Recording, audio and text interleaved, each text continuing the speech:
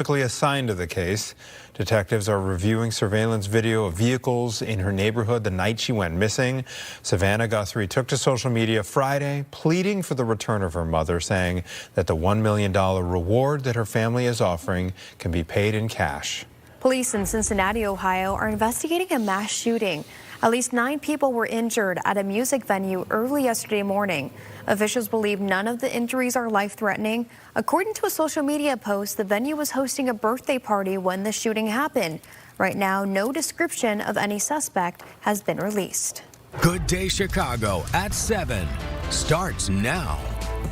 And right now at 7 o'clock, the war in the Middle East intensifies as fears grow about an expanding conflict. We are about to hear from the Department of Defense for the first time in a press conference from the Pentagon.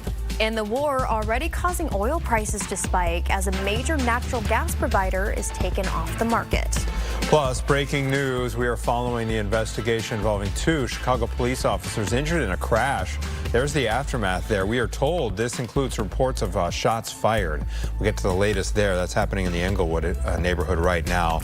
But first, we thank you for joining us here on Good Day Chicago at 7 o'clock. We want to start the hour by checking in with Caitlin to see how the weather's going to be today. Good morning. Good morning. Good morning. It's cold outside, okay? It's cold, but it's beautiful. If you've peeked out the window or maybe you're already on your way just listening to us, it's sunny, but the temperatures are in the teens and 20s. Look at this live shot. Good morning, Chicago. It's beautiful.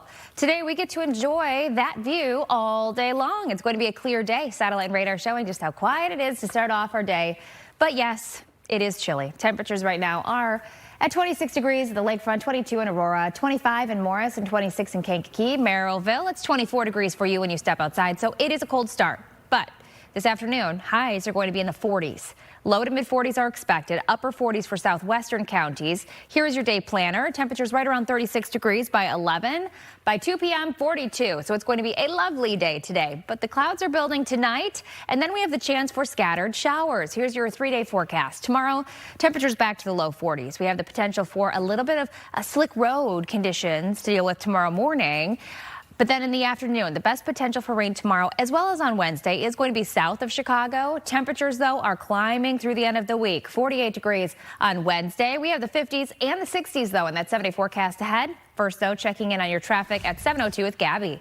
Okay, I'm going to take it from here. Caitlin, we are looking at the intersection of 76th and Low Avenue, right kind of between Low and Halstead right now in the Englewood neighborhood. This is closed down. About a half hour ago, there was some kind of shootout. Reports of a possible shooting involved with this crash. You can see one car on its side there at the intersection. 3 ambulances have responded to that scene. 2 police officers have been injured. We're still trying to gather details on what led to that, but there's certainly an impact on traffic there. Again, 76 right around Halstead. You might want to use 79th if you're traveling east-west through that area of town. All right, to the rest of your travel times right now, you're at 38 minutes inbound on the Kennedy from O'Hare. Some slow traffic on the ramp on I-190 there. And then on the Eisenhower, you're at 39 minutes inbound from Route 390 to downtown. Stevenson Expressway, a 35-minute ride inbound from I-355 to DuSable Lakeshore Drive. And on the Dan Ryan, you're at 27 minutes. That's your ride time, 95th to downtown. And Metra is running smoothly this morning. No cancellations or delays there. All right, the Pentagon is holding a news conference in the wake of these strikes on Iran. We are hearing right now from War Secretary Pete Hegseth, so let's listen in. A savage, one-sided war against America. They didn't always declare it openly, except for their constant chants of death to America. They did it through the blood of our people. Car bombs in Beirut, rocket attacks on our ships, murders at our embassies, roadside bombs in Iraq and Afghanistan, funded and armed by Iranian Quds Force and IRGC killers. My generation of veterans carry the names of brothers who never came home. Brothers butchered by Iranian-backed roadside bombs and well-armed militias, thousands of our own. We didn't start this war, but under President Trump, we are finishing it. Their war on Americans has become our retribution against their Ayatollah and his death cult. It took the 47th president, a fighter who always puts America first, to finally draw the line after 47 years of Iranian belligerence. He reminded the world, as he has time and time again, being an American means something unbreakable. If you kill Americans, if you threaten Americans anywhere on earth, we will hunt you down without apology and without hesitation, and we will kill you. President Trump has also been very consistent. Crazy regimes like Iran, hell-bent on prophetic Islamist delusions, cannot have nuclear weapons. It's common sense. Many have said it, but it takes guts to actually enforce it, and our president has guts. Iran's stubborn and self-evident nuclear pursuits, their targeting of global shipping lanes, and their swelling arsenal of ballistic missiles and killer drones are no longer tolerable risks. Iran was building powerful missiles and drones to create a conventional shield for their nuclear blackmail ambitions. Let me say that again. A conventional shield for their nuclear blackmail ambitions. Our bases, our people, our allies, all in their crosshairs. Iran had a conventional gun to our head as they tried to lie their way to a nuclear bomb. It almost worked under Obama and his terrible deal, but not under this president. Turns out the regime who chanted death to America and death to Israel was gifted death from America and death from Israel. This is not a so-called regime change war, but the regime sure did change, and the world is better off for it. Today, in their desperation, the enemy is unmasked as Iranian missiles and drones rain down indiscriminately on the hotels, airports, apartments, and other civilian targets of their neighbors. Cowardly terrorist tactics from a regime that for decades has trafficked in cowardly terrorist tactics, lies, death, and destruction to this day. The Iranian leadership has built nothing except proxies and missiles and drones and deeply buried nuclear factories and facilities. Peaceful nuclear ambitions do not need to be buried underneath mountains. Last June, Operation Midnight Hammer obliterated their nuclear program to rubble. Afterward, we told them plainly, that's it, now make a deal. They arrogantly refused. We said, rebuild it, and we'll stop you again, this time far worse. Well, President Trump, Secretary Rubio, Steve Witkoff, Jared Kushner, they bent over backwards for real diplomacy, offering pathway after pathway to peace. I watched it. I was there. They tried over and over and over again earnest attempts at peace. The former regime had every chance to make a peaceful and sensible deal. But Tehran was not negotiating. They were stalling, buying time to reload their missile stockpiles and restart their nuclear ambitions. Their goal, hold us hostage, threatening to strike our forces. Well, President Trump doesn't play those games. And as Secretary Rubio said after the Maduro raid, if you don't know, now you know. President Trump puts America and Americans first. He doesn't hesitate, and neither do our troops. The mission of Operation Epic Fury is laser-focused. Destroy Iranian offensive missiles, destroy Iranian missile production, destroy their navy and other security infrastructure, and they will never have nuclear weapons. We're hitting them surgically, overwhelmingly, and unapologetically. With every passing day, our capabilities get stronger and Iran's get weaker. We set the terms of this war, from start to finish. Our ambitions are not utopian. They are realistic, scoped to our interests and the defense of our people and our allies. Speaking of people, we hope the Iranian people take advantage of this incredible opportunity. President Trump has been clear, now is your time. To Iranian security forces, choose wisely. President Trump has also been clear about your fate in either direction. To the media outlets and political left screaming endless wars, stop. This is not Iraq. This is not endless. I was there for both. Our generation knows better, and so does this president. He called the last 20 years of nation-building wars dumb, and he's right. This is the opposite. This operation is a clear, devastating, decisive mission. Destroy the missile threat, destroy the Navy, no nukes. Israel has clear missions as well, for which we are grateful. Capable partners, as we've said since the beginning, capable partners are good partners. Unlike so many of our traditional allies who wring their hands and clutch their pearls, hemming and hawing about the use of force. America, regardless of what so-called international institutions say, is unleashing the most lethal and precise air power campaign in history. B-2s, fighters, drones, missiles, and of course, classified effects. All on our terms, with maximum authorities. No stupid rules of engagement, no nation-building quagmire, no democracy-building exercise, no politically correct wars. We fight to win, and we don't waste time or lives. As the president warned, an effort of this scope will include casualties. War is hell, and always will be. A grateful nation honors the 4 Americans we have lost thus far and those injured.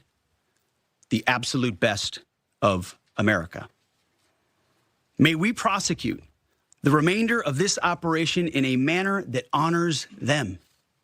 No apologies, no hesitation, epic fury for them and the thousands of Americans before them, taken too soon by Iranian radicals.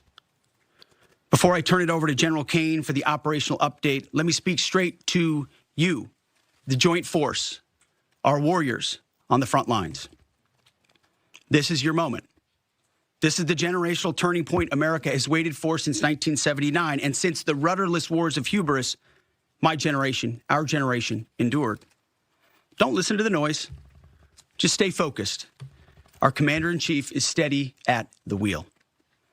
We face a determined enemy, but you are better.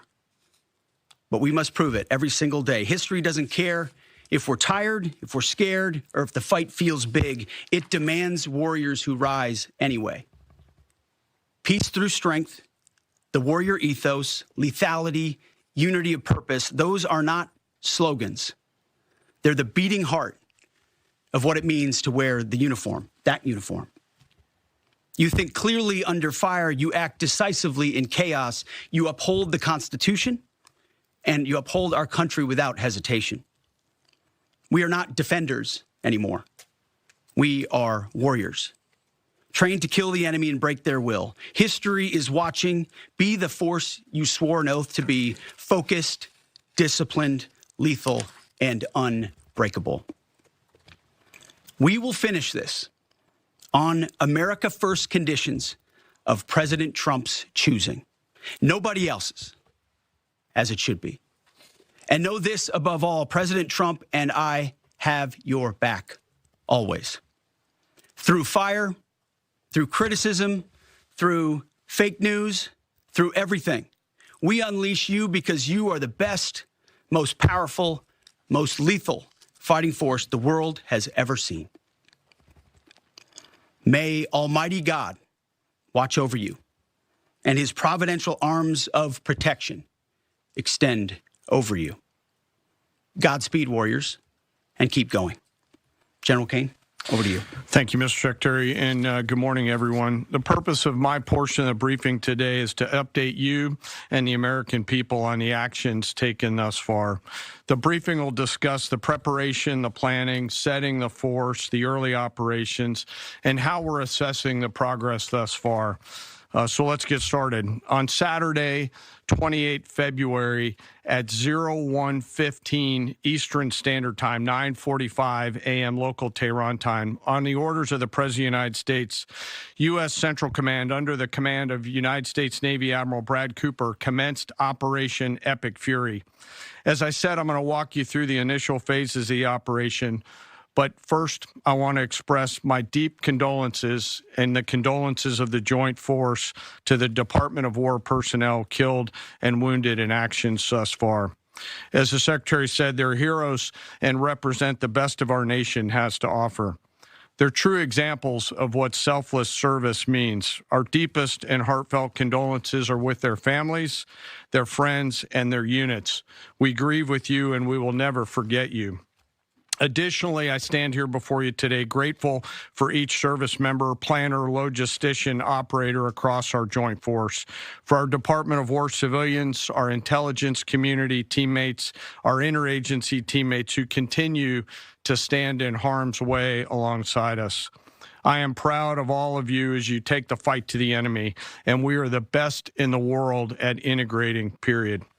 I want to extend my personal gratitude to the dedicated commanders and senior enlisted leaders and the enlisted members of the Joint Force who are fighting this fight across the CENTCOM AOR. In addition to Admiral Cooper and Fleet Master Chief Compton, I want to highlight a few today. U.S. Army Central Command Commander Lieutenant General Pat Frank, who, along with his team, are fighting the counter-missile and counter-drone fight.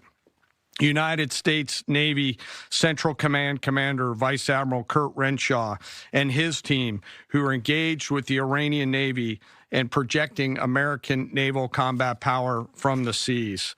And United States Air Force Central Command Commander Lieutenant General Derek France and his leadership team, who are crushing Iranian targets from the air. I want to highlight the support to the CENTCOM fight from other combatant commands who are directly involved with this effort, to include U.S. Spacecom, U.S. Cybercom, and U.S. UCOM.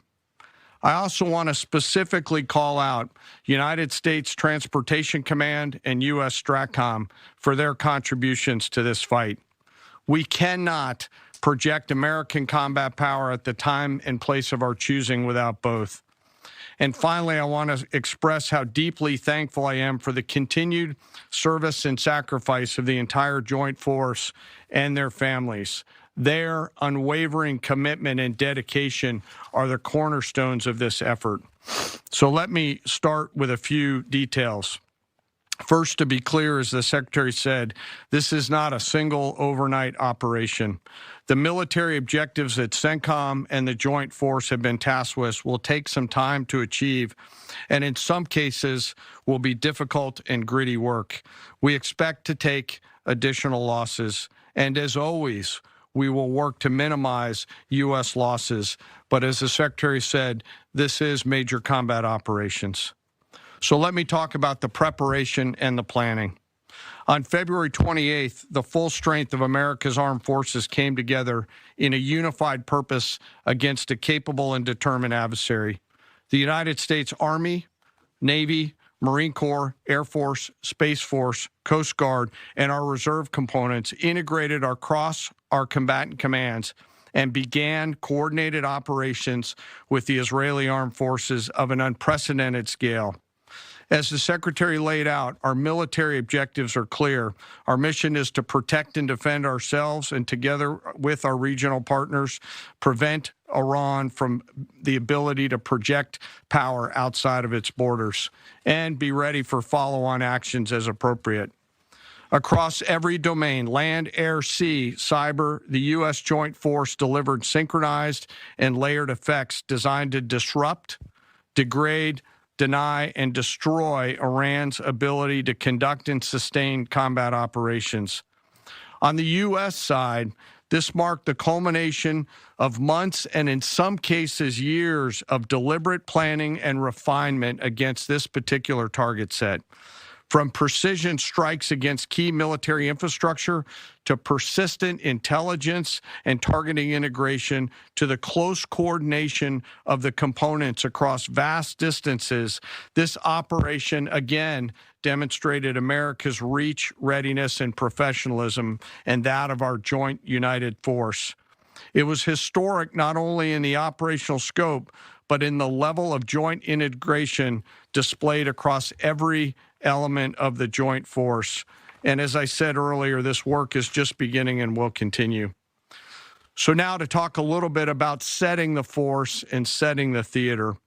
On the order of the Secretary of War over the last 30 days to reinforce deterrence and provide the president with credible options should action be required, the Joint Force began to systematically reposition assets and personnel across the region.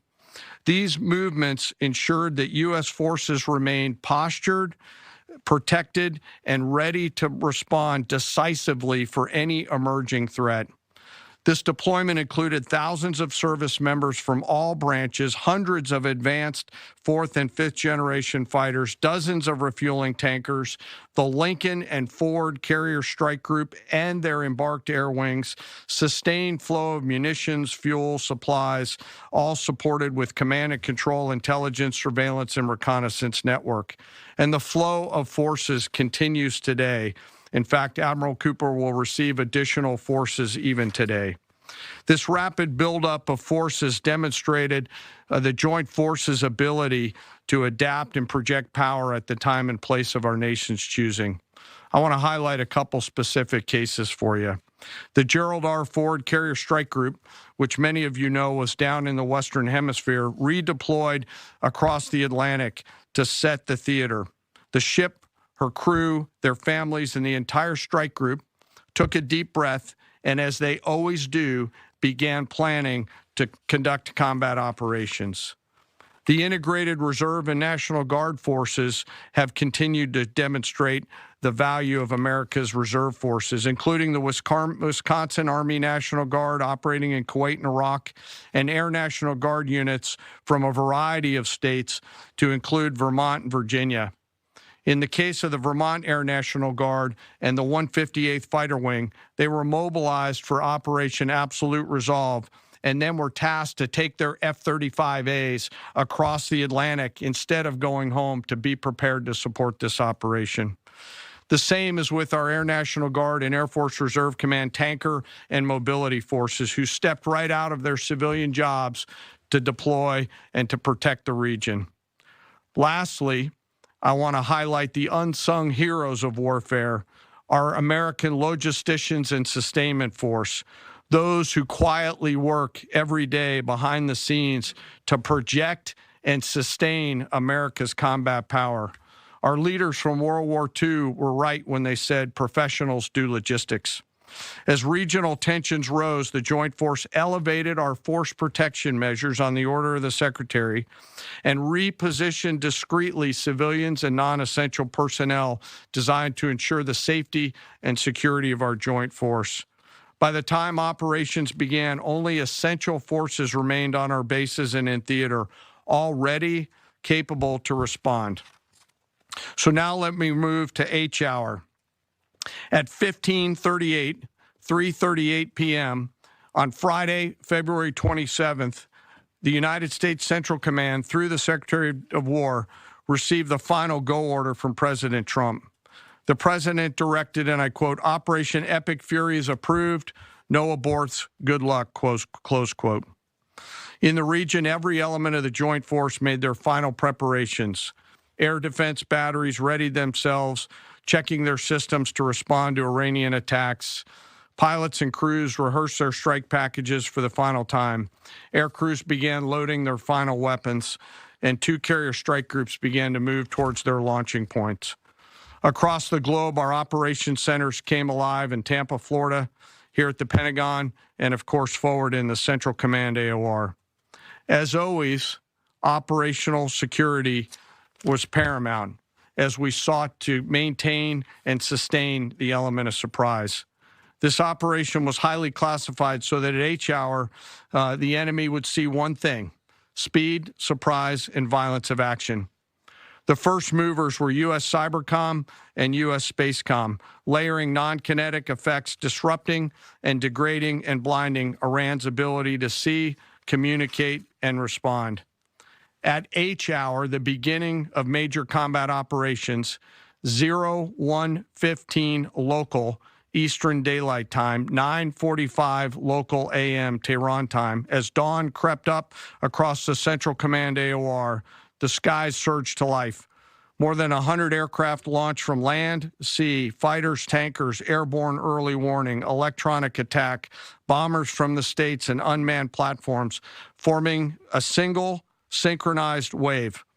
This was a daylight strike based on a trigger event conducted by the Israeli Defense Forces, enabled by the U.S. intelligence community. The first shooters at sea were Tomahawks unleashed by the United States Navy, closed in on Iranian naval forces, and began to conduct strikes across the southern flank in Iran. On the ground, forces fired precision standoff weapons, measured, deliberate, precise, and lethal. This was a massive, overwhelming attack across all domains of warfare, striking more than 1,000 targets in the first 24 hours. We are now roughly 57 hours into the operation. In the initial phase, CENTCOM's focus was systematic targeting of Iranians' command and control infrastructure, naval forces, ballistic missile sites, and intelligence infrastructure designed to daze and confuse them.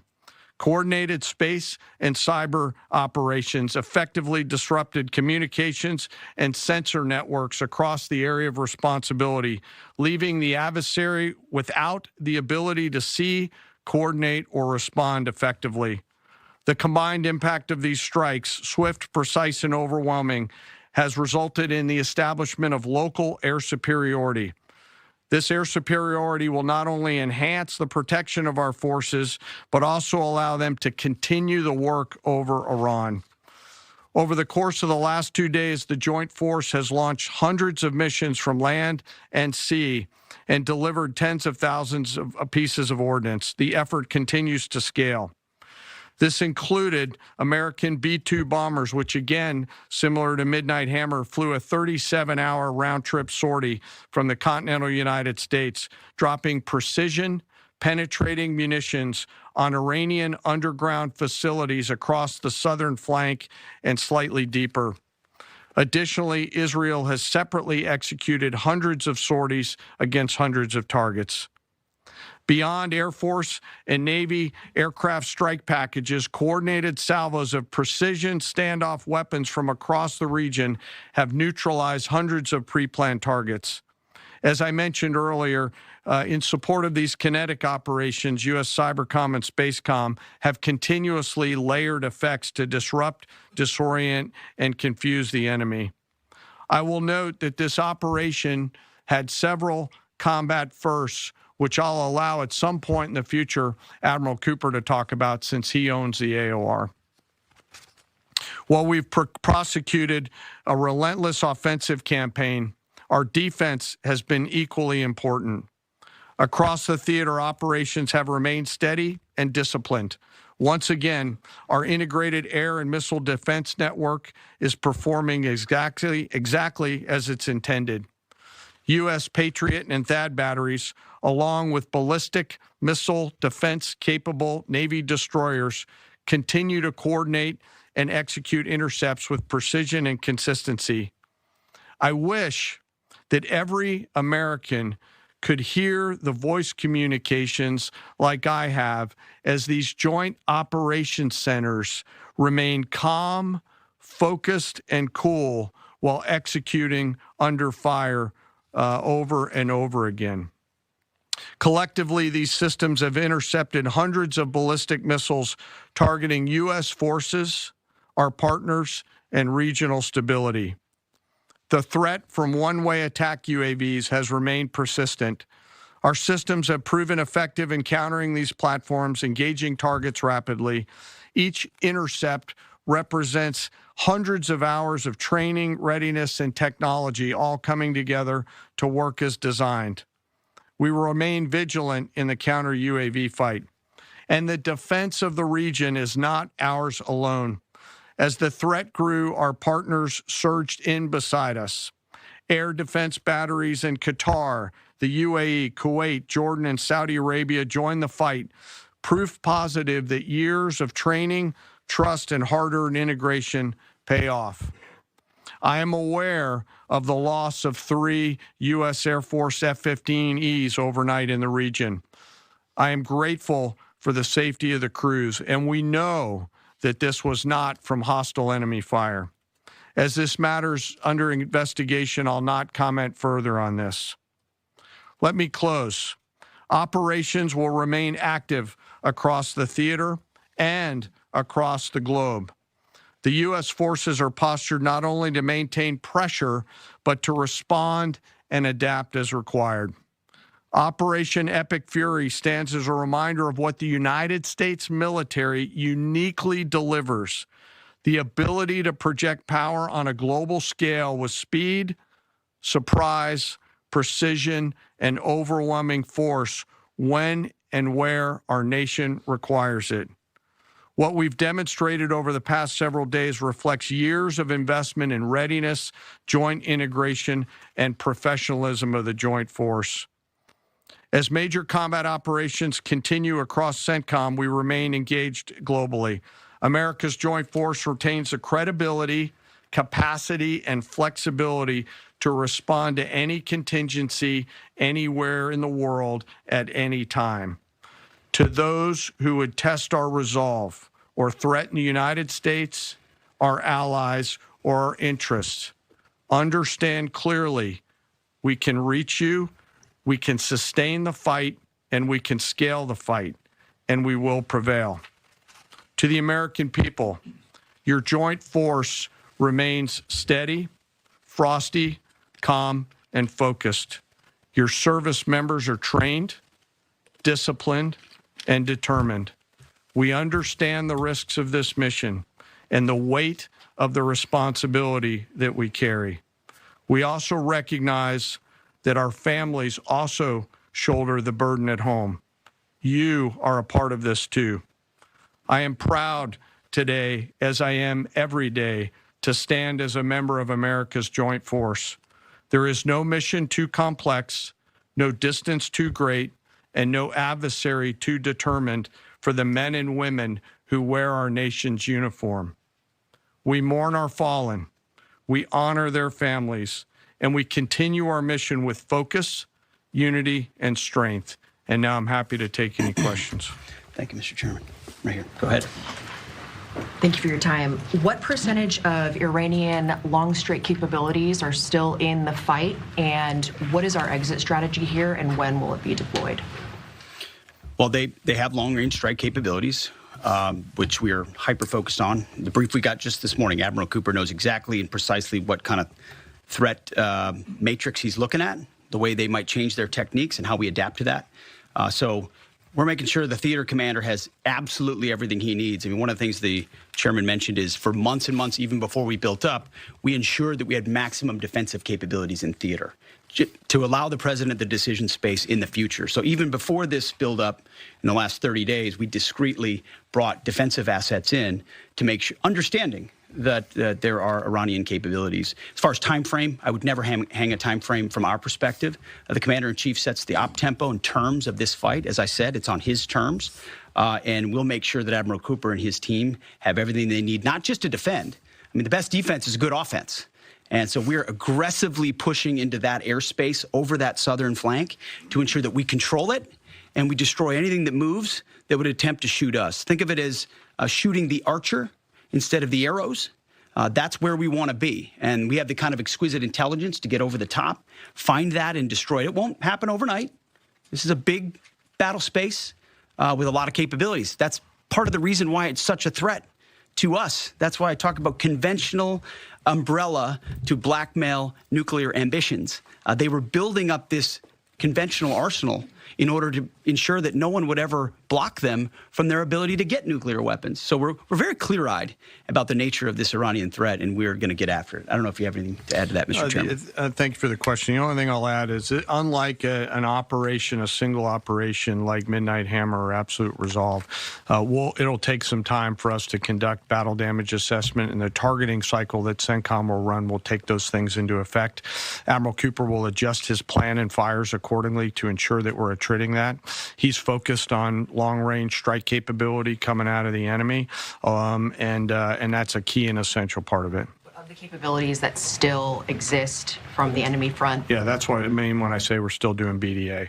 Normally we'd be able to see a singular thing and we'd assess pretty quickly. He's doing offense and assessment simultaneously, so it'll take longer for us to assess than it would in a single operation. Secretary Hegseth, thank you. Reagan Reese with the Daily Caller. 2 questions for you. The president said yesterday in his video message that we will leave Iran when we complete all of our objectives. What are our objectives? And can you share more information on how the soldiers who were killed were killed? Well, I laid out the objectives, as did the chairman. They're completely nested. I mean, Iran has an ability to project power against us and our allies in ways that we can't tolerate. So whether that's ballistic missiles and drones, so offensive capabilities, effectively their Navy, which would attempt to set other terms and impose different costs, drone capabilities, which we laid out there. And ultimately, though, this tying it back to Midnight Hammer, the president has been willing to make a deal. You can't have a nuclear bomb. Radical Islamists can't have a nuclear bomb that they wield against the world. He gave them every single opportunity. Then we precisely took it away. And even then, after that, they didn't have that.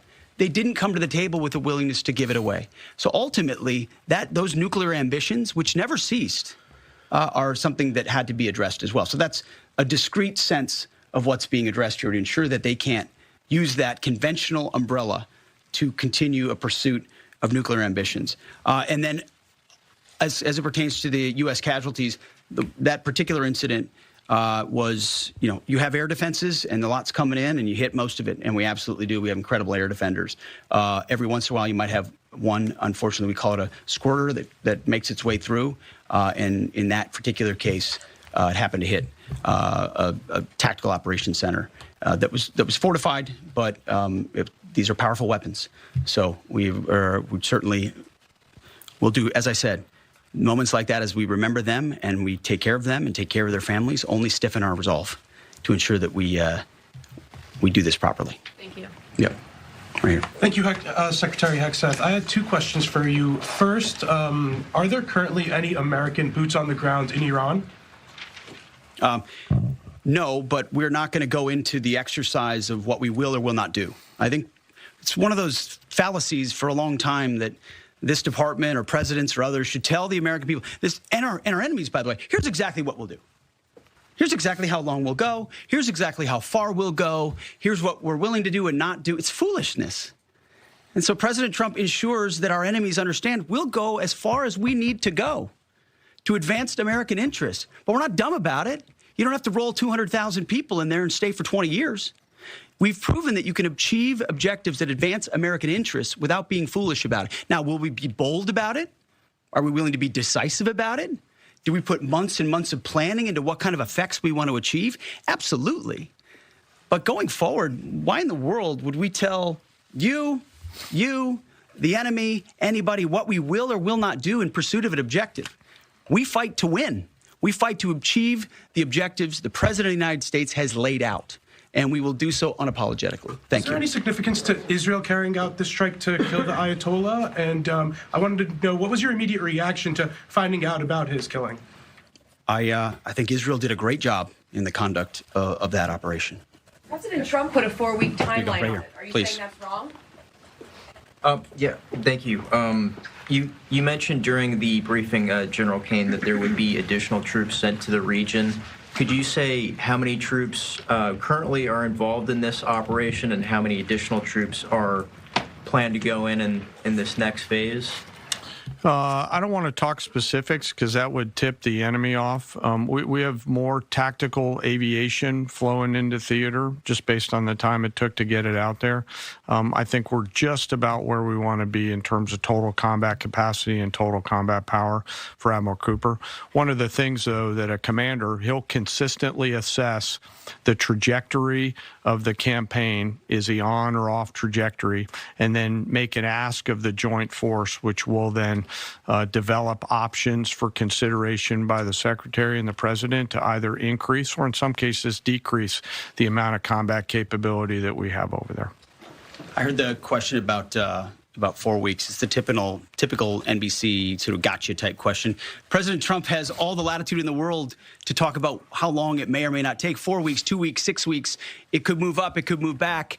We're going to execute at his command the objectives we've set out to achieve. And what he has shown an ability to do that other presidents can't quite seem to have the aperture to do, well, I mean, Joe Biden didn't even know what he was doing, is to look for opportunities and off-ramps and escalations for the United States that creates new opportunities to execute what we need on our own timeline. So you can play games about 4 weeks, 5 weeks. He has all the latitude, and I'm glad he does, because there's no better communicator than our president expressing those things. The Daily Mail. I've been in meetings with the president for the last 2.5 days. We know exactly where his headspace is, and he will communicate as he should exactly what he would like, and we will follow those orders. And I think everything he said on that is right down the middle. Chairman, did you absolutely. have Yes, right there. Yes, sir. Thank you very much, Secretary. I left my hometown of Sakis in Iranian Kurdistan in 1996. Can you promise that I will be able to return home safely this year? And I have a following question too, please. I appreciate the question. I'm not here to place guarantees on that, but I think the message the president has given has been clear to the people of Iran. This is your moment. The world was seized by these crowds and then seized by the reality of this regime killing tens of thousands of innocent protesters. So we saw the nature of the regime yet again exposed. We saw many of the Iranian people seek a change there. This is their moment to take advantage of it, for sure. You served in Iraq and know that no American soldiers were killed in Kurdistan. The Kurdish people are very pro-American. Will you continue to protect Kurdistan and Peshmerga as loyal ally of the United States? Why I'm asking this question? Because now Kurdistan is under attack by Iranian drones and by proxies in Iraq and on the region. I think I can speak to allies generally in the region who we've been in constant communication with. We have been standing shoulder to shoulder with them, and we appreciate their capabilities. Absolutely. Yes, right here. Hi, thank you. Cameron Arkin with the Daily Wire. My question is about some of the domestic threats, if any, regarding this right now. Have there been any concerns about Iranian sleeper cells, and kind of what has the Trump administration been doing to kind of monitor these threats? Across the interagency, in full coordination. Of course, we're paying attention to any potentialities there. This is a former regime, that seeks to export that ideology and try to sow terror. We're ready for that. We've seen these types of folks before, and the American people can rest assured that we're vigilant on that. Secretary, thank you. Kind of a follow-up on that last question. There was just this, what appears to be a terrorist attack in Austin yesterday. How does that change the operation at all? What effect does that have? And it doesn't change the operation at all, and I know the authorities are executing exactly the way they should. Secretary Higseth, and one for Chairman Kaine as well. I understand, to your point here, that you don't want to broadcast everything for our adversaries to hear, but the American people also want to know what they're sending their men and women to war for. Is there a concern of this spiraling into a longer war? And then one for the chairman when you're done. Did you not hear my remarks? I mean, we're ensuring the mission gets accomplished, but we are very clear-eyed, as the president has been, unlike other presidents, about the foolish policies of the past that recklessly pulled us in to things that were not tethered to actual clear objectives. So we know, we have plans, we have generals, we have chairmen, we have commanders, CENTCOM commanders, Admiral Cooper, who's executing very deliberately to ensure outcomes that I laid out are accomplished.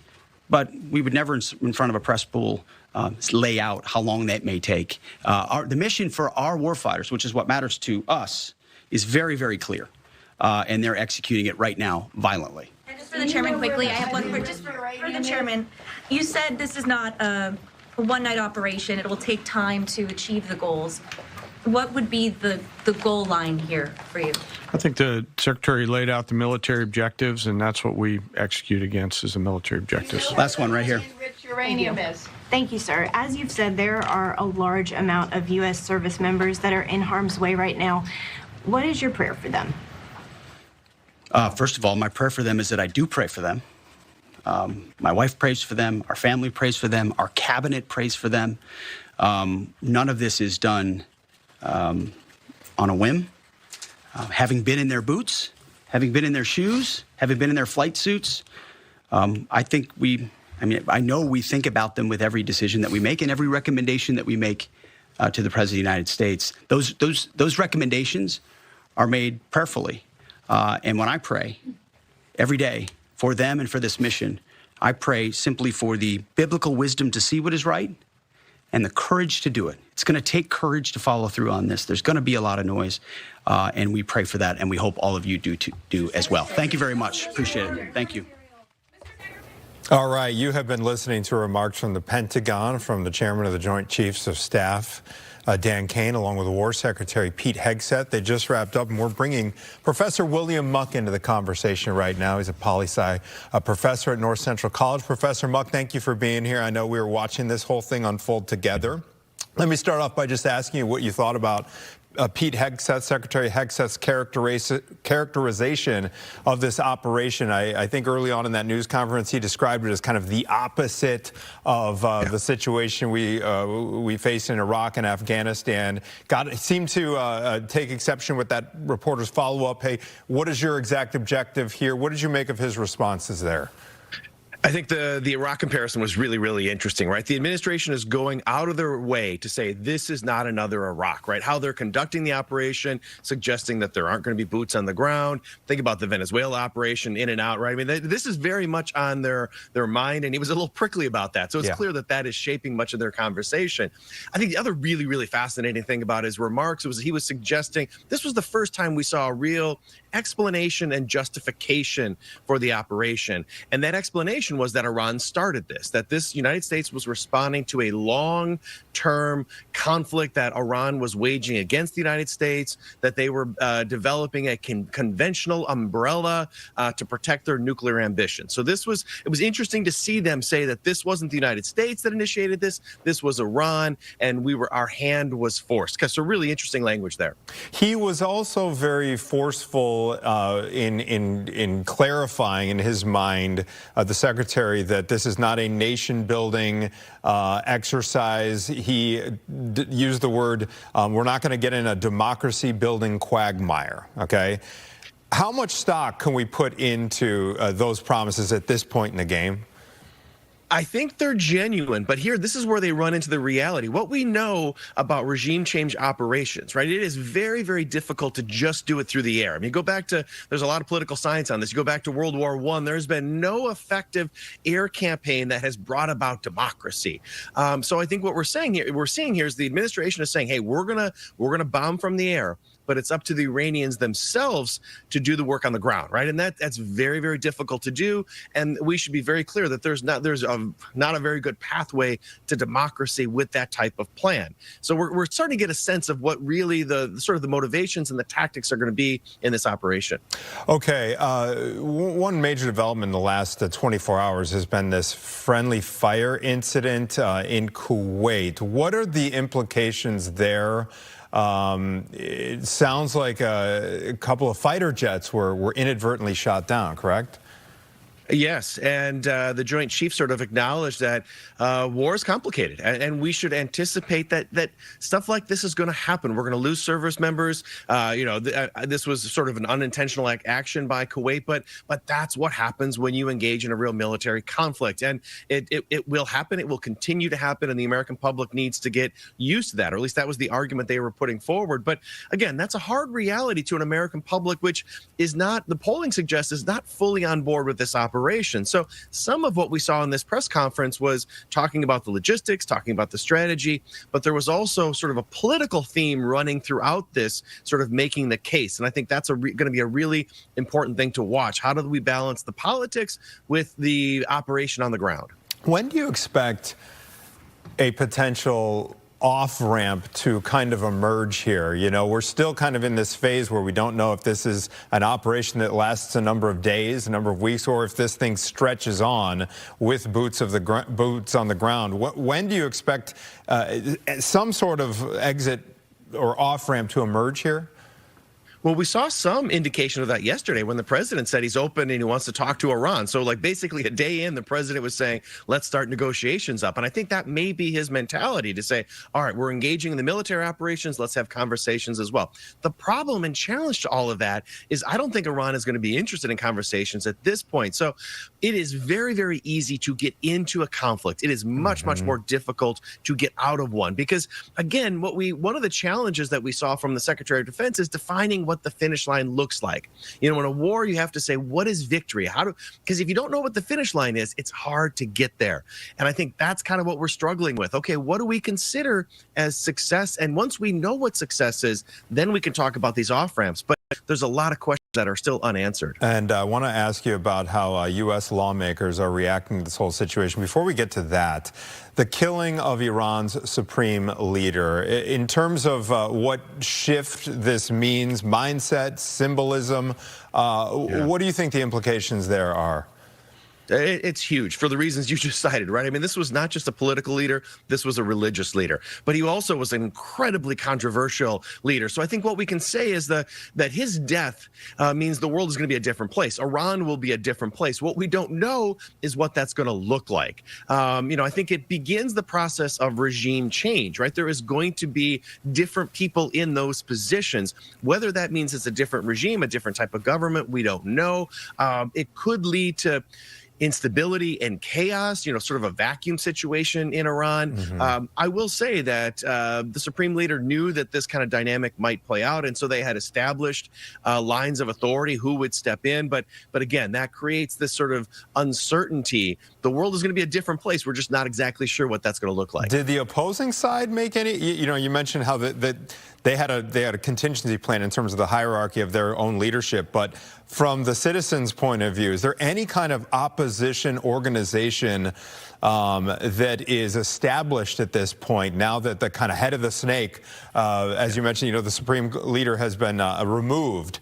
How do the people kind of rise up and answer the call to action that President Trump has been issuing the last couple of days? This is one of the major problems. There isn't that opposition, at least group or leader in Iran right now. Now, the only one that's really sort of emerged is the former Shah's son, who's not in Iran anymore, but he has said he would play that role. But that's an outsider coming back in. Again, the son of a king. There's all sorts of complications there, right? So that's what makes this so difficult. When you're making a sort of regime change, hoping to build democracy, there have to be individuals who can take the reins, and there isn't that case. Even the president this morning was saying that there were individuals in the Iranian regime we were sort of hoping would step out, but they also have been killed in the operation. So it's hard to know what comes next when there's not people who can take those roles. And when that doesn't exist, it's more likely that responsibility will fall back to the hardliners, those in the Republican Guard, which at the end of the day isn't likely to fundamentally shift Iran's behavior. Right. That would be not ideal at all. All right, before we let you go, Professor Muck, in terms of the reaction this is getting back here in the U.S., give us an idea of what lawmakers on kind of both sides of the aisle are saying about this. Well, they're feeling a lot of real uncomfortable. How do they respond to this, right? You've seen some Democratic members of Congress criticize, saying like he needs to go to Congress. You're seeing a handful of Republicans. But in moments like this, the Constitution is very clear, right? The power to declare war is with Congress, but presidents ignore this routinely. And I think the president is saying to members of Congress, challenge me if you like. I think one of the more revealing moments was at the president's State of the Union speech. The president made a remark about he would never allow Iran to get a nuclear weapon, and we saw the Democrats stand. We saw this back in 2002 and 2003. Congress is very, very unlikely to stand up to a president when they engage in massive military operations, and I expect as much here. Little bit of complaining, but not much real substance. One more thing just occurs to me I want to get your take on before we let you go. The implications with regard to the spending bill and the Department of Homeland Security. Democrats have been holding out for these tweaks to immigration enforcement policy. Now there's this extra layer of complexity here and perhaps some more pressure on Democrats to cave and get something passed. What are your thoughts there? Absolutely, right. It raises the temperature for the Democrats to say, where do we respond? I am guessing what Democrats are going to be doing is looking at the polls. Where is the American public? If the American public seems to be like, all right, we're going to get behind this operation, I would expect the Democrats to cave. If it looks like the American public, including independents, are worried about this operation, they may hold the line. So I think polling is going to likely dictate all of this. Okay, yeah, stands to reason. Professor Muck, as always, thank you so much for your perspective this morning. Appreciate it. Good to be here. Okay, all right, 7:54. We will be back after a quick break with more Good Day after this, so stay with us.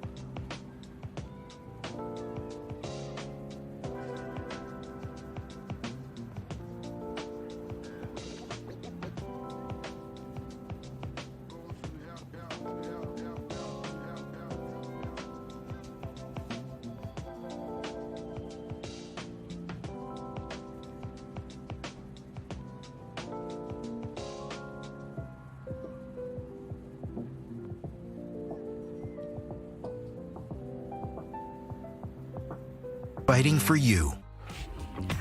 Good morning, Chicago. Oh, look at this. Stop what you're doing. Look at your screen because it paints a picture of what today's all about. Blue skies, sunshine, quiet weather, warmer temperatures. It looks toasty from that perspective, but temperatures are in the 20s right now. The sunshine, though, will carry us into the 40s this afternoon. We are flirting with 30. I will say that. 29 degrees currently at O'Hare, 28 at the lakefront, 29 at Midway, 28 in Gary. So these temperatures are quickly climbing, which is to be expected. So the 30s in the next hour, we're going to be climbing into the 30s, which yesterday we were in the low 30s. So today we're going to be about 10 degrees warmer than we were on Sunday, but just as lovely looking.